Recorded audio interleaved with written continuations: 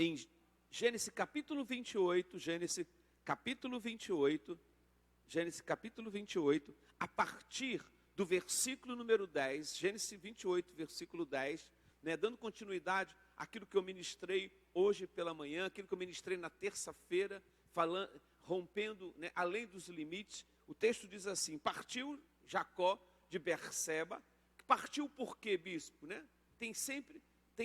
No texto tem sempre perguntas: por quê, como e aonde. Por que Jacó partiu de Berseba, ou de Beersheba, como fala o judeu? Ele estava sendo ali perseguido pelo seu irmão Esaú. Houve um problema relacional, houve uma crise relacional. Esaú, né, chegou ao ponto, via de fato, de querer matar o seu irmão Jacó. Ele teve que fugir com a anuência do seu pai e a sua mãe, e ele foi para a casa do seu tio Labão, tá? Casa do seu tio Labão, que era o pai de Raquel e Lia. Partiu Jacó de Berseba e seguiu para Harã. Tendo chegado a certo lugar, passou a noite. Sobre isso, passou a noite. Pois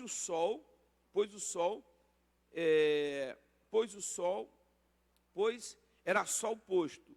Tomou uma das pedras do lugar, fê-la de travesseiro e deitou ali para dormir. Olha só, cansado, ele estava cansado, estava estressado, dormiu. Logo pegou no sono, versículo 12. O sonho, e sonhou, eis posto na terra uma escada no topo que atingiu o céu. Ele teve um sonho, né? Dormiu, ele teve um sonho, eis que posto na terra uma escada, cujo topo ia até o céu. Anjos desciam e subiam por ela. Perto estava o Senhor. Que interessante. Ele teve um sonho profético, não foi um sonho natural. Ele teve um sonho, ele teve uma revelação através do sonho. Ele viu que naquele lugar era um portal. Fala comigo, portal. O que é um portal? É uma abertura, é uma fenda, né, entre o natural e o sobrenatural. O que é a oração, querido? A oração abre um portal do sobrenatural. Quem crê assim, queridos? Foi isso que Jesus falou para Marta e Maria, quando elas estavam enlutadas, tristes, né? Estressadas com a morte do seu irmão. Jesus falou assim: ó, há uma solução para você, Marta e Maria. Há uma solução para um milagre. Ele falou: ó, se creres, verás o quê? Verás o quê? O crer abre o portal de você ver a glória. Amém, querido? Você nunca vai ver primeiro a glória sem antes crer. Foi essa afirmação que Jesus fez com Tomé. Está lembrado de Tomé, um dos discípulos, um dos 12 de Jesus? Tomé foi, todos falaram, todos os 10 falaram, né? Maria, né? Maria Madalena, Maria mãe de Jesus, os irmãos de Jesus, todo mundo falou: olha, Jesus ressuscitou. Jesus ressuscitou no terceiro dia. Qual foi a interação de Tomé? Tomé falou assim: não, eu só creio se eu colocar os meus dedos na ferida dele. Então Tomé, ele queria ver o resultado, mas ele não queria ver a ação primeira, que era a fé. O que Jesus falou para Tomé? Jesus repreende, falou assim: Tomé, bem-aventurados aqueles que não viram e creram. É o nosso caso. Nós não vimos, mas nós cremos, porque foi nos dado a fé. Amém? Então ele teve uma revelação muito importante ali, querido. É a revelação que Deus quer trazer para você nesses dias. São dias difíceis, são dias de crises. São dias que há uma reversão dos valores judaico-cristãos. Valores da família, valores da sociedade, valores da pátria. E tudo isso tendo o quê? Abalar. Aí você tem que ter uma revelação especial. No meio da fuga, querido, no meio do estresse, no meio da impossibilidade, ele não sabia o que ia acontecer, bispo, mas ele tinha a bênção de Isaac, sim, ele tinha a bênção. Mas havia as impossibilidades. Você tem a bênção, eu tenho a bênção, mas muitas vezes, queridos, aparece a impossibilidade na nossa vida. Por isso que nós temos que crer diariamente, ter sabedoria para seguir a vontade do Senhor. E sonhou, eis que posto, né, uma escada, e perto estava o Senhor e disse: eu o Senhor não estava nessa escada, o Senhor é o dono da escada, mas perto estava do Senhor. A Bíblia fala assim, tão interessante que a Bíblia diz, perto está o Senhor daqueles que temem o seu nome. Perto estava o Senhor e falou, eu sou o Senhor, Deus de Abraão, teu pai, Deus de Isaque, a terra em que agora estás deitado, eu te darei a ti e a tua descendência. Quem crê nessa palavra, diga amém, Jesus. Você pode dar uma salva de palmas onde você está bem forte e dar um glória a Deus, dar um rasgado, glória a Deus em nome de Jesus. Queridos, tão interessante que Jacó, ele recebeu uma promessa deitado. Ele estava deitado em berço esplêndido. Ele falou, olha, a terra que você está deitado será dado a ti por herança. Muitas vezes, queridos, nós estamos tão preocupados que a terra que Deus está nos dando, nós estamos deitados sobre elas. Quem crê assim, querido? Então é interessante que foi a mesma palavra. Querido, Deus não tem problema de repetir para nós as suas promessas. Ele repetiu lá em Gênesis 12, versículo 1, né? Quando falou para quando falou para Abraão, sai da tua casa, sai da tua parentela, em ti serão abençoadas todas as nações da terra, e eu te darei essa terra. Foi em Gênesis capítulo 12, primeira vez que Deus falou que daria aos judeus, que daria a Abraão, que daria uma promessa, e Deus a repete. Aqui era uma crise, queridos. Por que era uma crise, querido? Porque Abraão tinha que sair da terra de Ur de Caldeus. Ele saiu de Ur de Caldeus, parou em Harã. O seu pai ficou em Harã, ele continuou na promessa. Querido, alguns param. E nós somos daqueles que continuamos em nome de Jesus. Amém? Não pare, querido, continue. Gênesis capítulo 26, havia uma crise também. Uma crise muito, eu já preguei várias vezes sobre isso aqui. Havia fome em toda a terra naquela época. E Deus falou para Isaac em Gênesis capítulo 26, do versículo 1 em diante. Deus falou, não desças ao Egito, fica na terra que eu te falar, que eu vou. Não era a terra da promessa, querido. Ele falou, fica na terra que eu te disser. E ele ficou, e ele orou, ele buscou a Deus, ele resolutamente decidiu ficar ali naquela mesma terra. Em Gênesis capítulo 26, do versículo 6 em diante, se não me engano, 5 em diante, Deus falou, eu te darei essa terra como herança. E em ti serão abençoadas todas as famílias da terra. Olha só, novamente, pela boca de 2 ou 3 testemunhas, toda a verdade, ela prevalece. E agora em Gênesis capítulo 28. Esse lugar que você está deitado.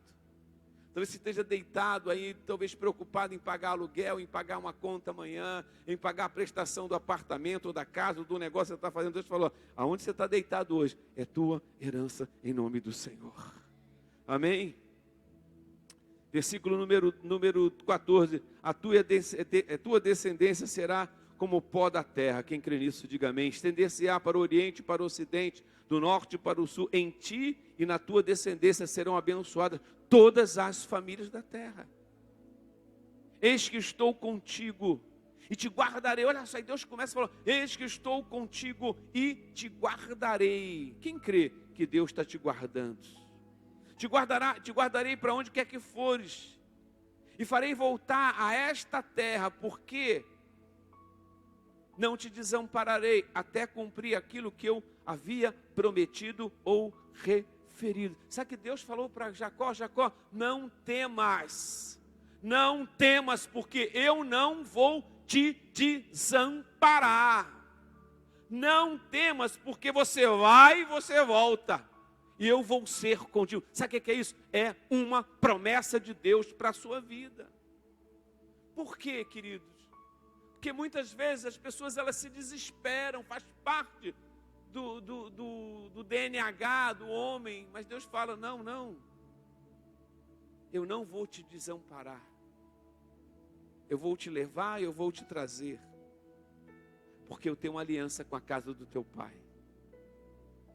Quem recebeu uma aliança aqui dentro da casa do Pai, diga amém. E a Bíblia fala algo muito interessante, que quando Deus ele faz uma aliança, ele faz uma promessa. Números diz assim: Deus não é homem para mentir, muito menos filho de um homem para se arrepender. Se ele prometeu, ele vai cumprir. Querido, a parte divina já foi feita. Agora falta a nossa parte, falta a minha parte, falta a tua parte que está nos vendo nessa noite. Não basta crer, tem que ter posição de fé. Não basta entender, você tem que ter uma posição, você tem que ter uma atitude de fé. Porque a atitude de fé tira você da zona do conforto. Fé não é um pulo no escuro, fé é a determinação daquilo que nós cremos, ainda não vimos, mas vai acontecer. Queridos, Hebreus capítulo 11 falam dos pais da nossa fé, os patriarcas da fé, os heróis da fé. Eles não viram o Senhor Jesus, nenhum deles viram. Quem teve mais próximo de ver, de ter essa revelação, Paulo fala lá em Romanos capítulo 4, que Abraão ele entendeu a complexidade do evangelho, porque Abraão não viveu debaixo da lei, Abraão viveu debaixo da graça de Deus. A graça é a revelação do evangelho, é a revelação de Jesus. Agora, por que tudo isso aconteceu na vida do pai da nossa fé? Porque ele teve a disposição de não apenas crer, de não apenas entender o abstrato, mas de viver o concreto. E Deus quer fazer isso na sua vida nesse tempo. E Deus trouxe essa revelação para Jacó, e no versículo 14 assim: despertado Jacó do sono, disse: na verdade o Senhor está nesse lugar, e eu não sabia. Sabe por que ele não sabia? Bem bonitinho, porque ele ainda não tinha tido uma revelação de Deus.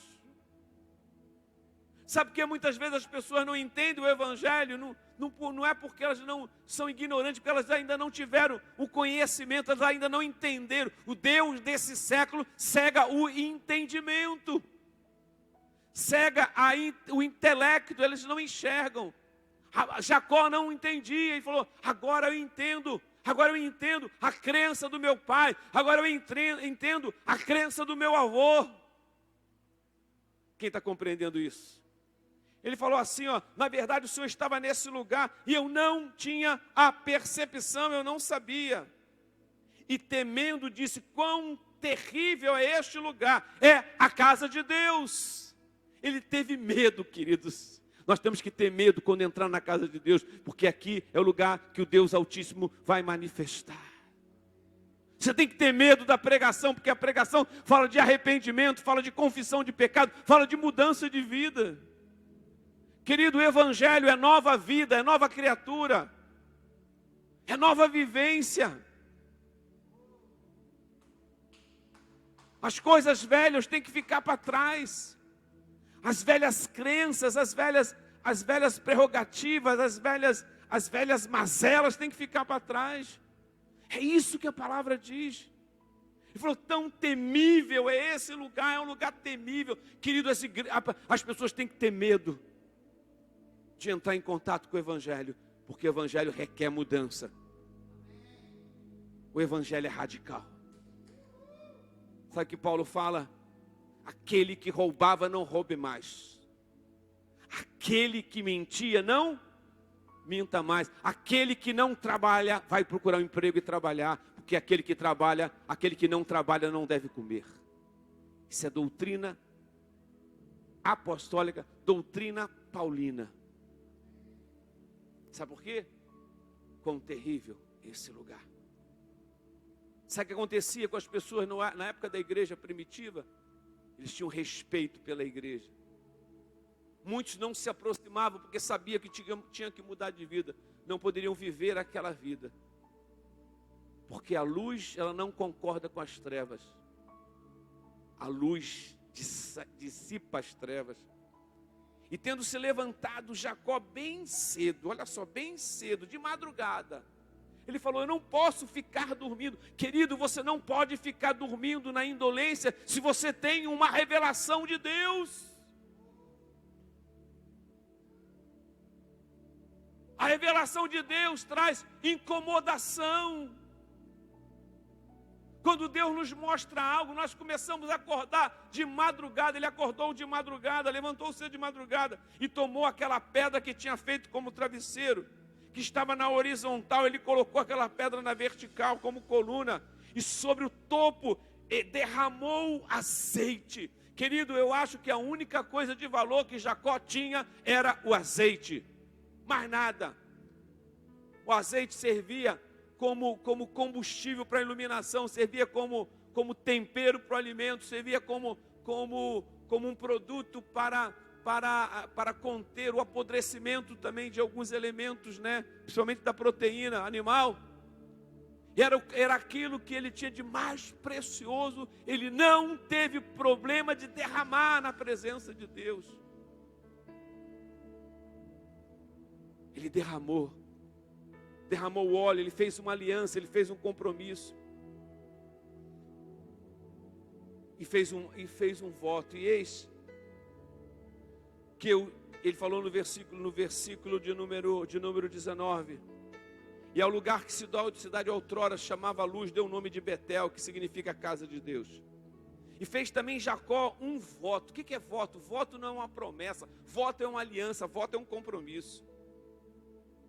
Dizendo, se Deus for comigo, se me guardar na jornada que empreendo e me der pão para comer, roupa para que me vista, de maneira que eu volte em paz para a casa do meu pai, então o Senhor será o quê? O meu Deus, e a pedra que erigi como coluna será a casa de Deus. E tudo quanto o Senhor me conceder, me der nessa jornada, certamente eu te darei o dízimo. Olha só, querido, ele rompeu os limites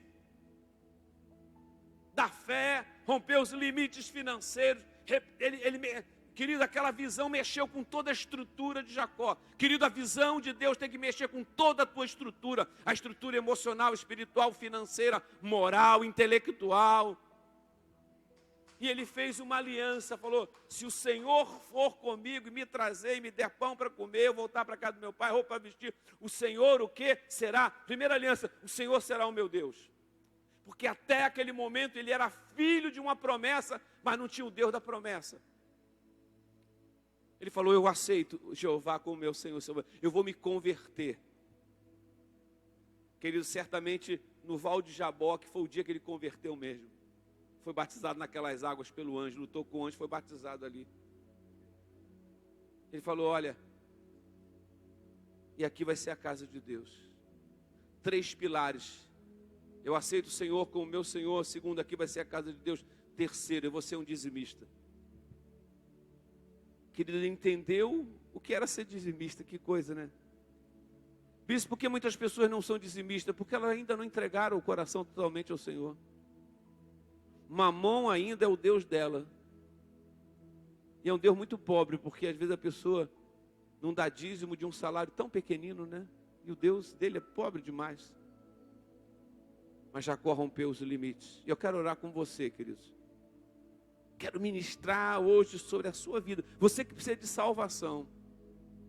Você que precisa realmente voltar aos caminhos do Senhor. Você ficou lá atrás, no primeiro lockdown. Você está preso ainda no primeiro lockdown, não voltou para a igreja já abriu porta, já fechou porta, já abriu porta. Você ainda está preso lá no primeiro lockdown.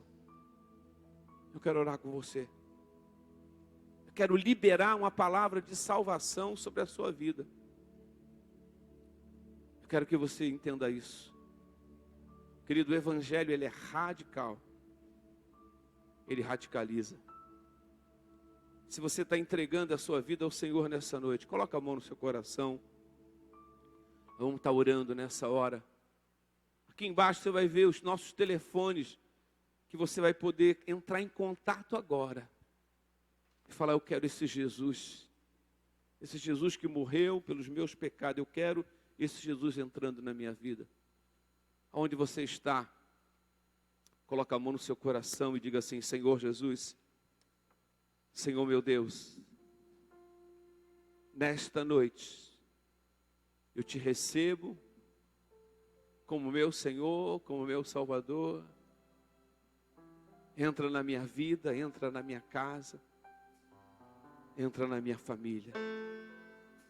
Eu preciso de Ti, meu Deus. Foram anos, foram dias, foram meses afastados da salvação e da graça. Mas nesta noite eu retorno para buscar e entregar a minha vida. E a partir de hoje eu sou totalmente Teu. Não quero ficar preso às limitações do velho homem. Eu quero me tornar um novo homem, uma nova mulher, para Te servir e para Te adorar. Em nome de Jesus. Se você fez essa decisão, que é a decisão mais importante da sua vida, entre em contato pelos nossos números do WhatsApp. E alguém vai entrar em contato com você, orando por você mais uma vez e declarando a salvação em Cristo Jesus. Vamos adorar o Senhor, vamos exaltar o nome do Senhor.